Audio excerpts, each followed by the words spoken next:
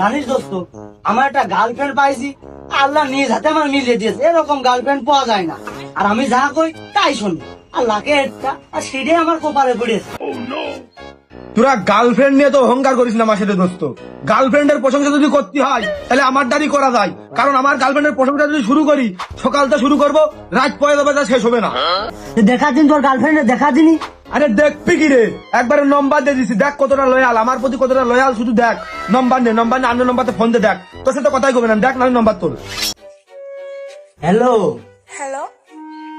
কেমন আছেন? জি আলহামদুলিল্লাহ ভালো আছি। কতটা ধার্মিক, কতটা ধার্মিক। আপনাকে না একটা কথা বলার দরকার ছিল। এত কথা ভালো লাগে না। যদি কাজ করতে চান অডিও কলে 300, ভিডিও কলে 500 একদম।